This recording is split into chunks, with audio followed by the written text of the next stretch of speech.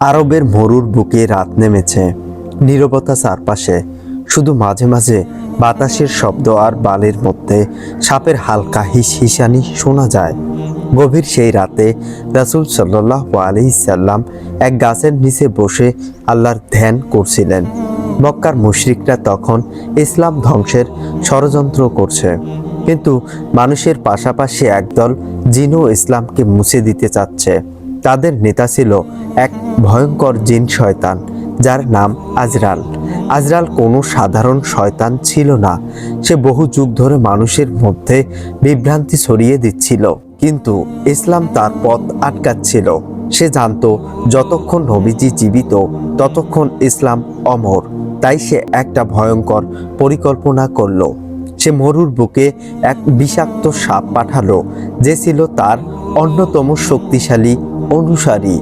রাসূল সাল্লাল্লাহু আলাইহি সাল্লাম যখন দোয়া করছিলেন, তখনই তার সামনে বালির স্তূপের নিচ থেকে বেরিয়ে এলো এক অদ্ভুত বিশাল সাপ। তার চোখ জ্বলজ্বল করছিল আগুনের মতো, মুখ দিয়ে বের হচ্ছিল গা ছমছম করা হিসহিসানি। নবীজি শান্তভাবে তার দিকে তাকালেন। সাপটি মুখ খুলল। মুহাম্মদ সাল্লাল্লাহু আলাইহি সাল্লাম, তুমি কি জানো আমি কে? নবীজি বিন্দুমাত্র ভয় না পেয়ে বললেন, আল্লাহই ভালো জানেন, বলো তুমি কে? সাপটি একটানা হাসতে লাগলো। আমি আজরালের পাঠানো এক যোদ্ধা। আমাকে পাঠানো হয়েছে তোমাকে হত্যা করার জন্য। তুমি কি জানো আমার বিষ এতটাই শক্তিশালী যে আমি যদি কারো ছায়াতেও স্পর্শ করি সে সঙ্গে সঙ্গে মারা যাবে। নবীজি তখনও শান্ত। তিনি সাপটির চোখে গভীরভাবে তাকিয়ে বললেন, তুমি কি জানো আমি আল্লাহর রাসূল? আমার জীবন এবং মৃত্যু একমাত্র আল্লাহর ইচ্ছায় নির্ধারিত। কোনো জিন বা সাপ আমাকে স্পর্শ করতে পারবে না যদি আল্লাহ না চান। সাপটি কিছুটা চমকে উঠল, কিন্তু নিজেকে সামলে নিয়ে আরো ভয় দেখানোর চেষ্টা করলো। তোমার সাহাবীরা কোথায়?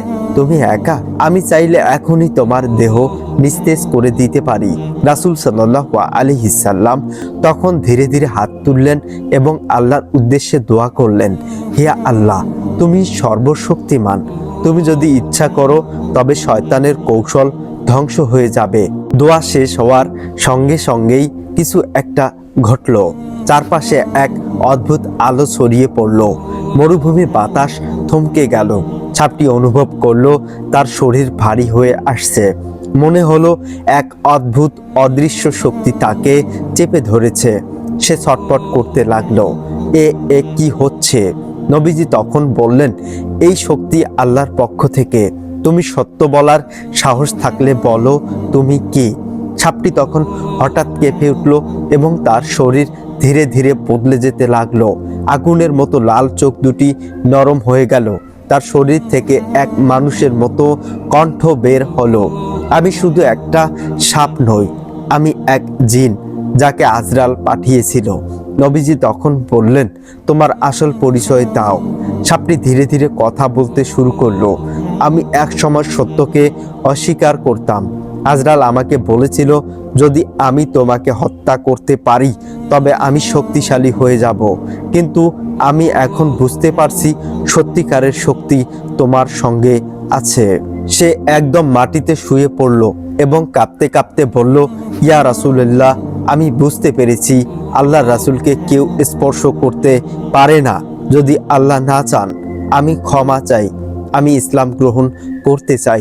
নবীজি তখন বললেন, তুমি যদি সত্যি ইসলামের পথে আসতে চাও তবে আল্লাহর কসম খাও যে তুমি আর কখনো মিথ্যার দাসত্ব করবে না। সাপটি কাঁদতে কাঁদতে বলল, আল্লাহর কসম, আমি আজ থেকে এক আল্লাহর ইবাদত করব, তার রাসূলের আনুগত্য করব। নবীজি তখন হাত তুললেন এবং দোয়া করলেন, হে আল্লাহ, তুমি যাকে ইচ্ছা পথ দেখাও, তুমি যাকে চাও সত্যের আলো দাও। সাপটি ধীরে ধীরে বদলে যেতে লাগলো। তার শরীরের বিষ চলে গেল, তার চোখের আগুন নিভে গিয়ে নরম আলো ঝলমল করলো। তারপর সে রাসূল সাল্লাল্লাহু আলাইহি সাল্লামের দিকে তাকিয়ে বলল, আমি এখন এক নতুন সৃষ্টি।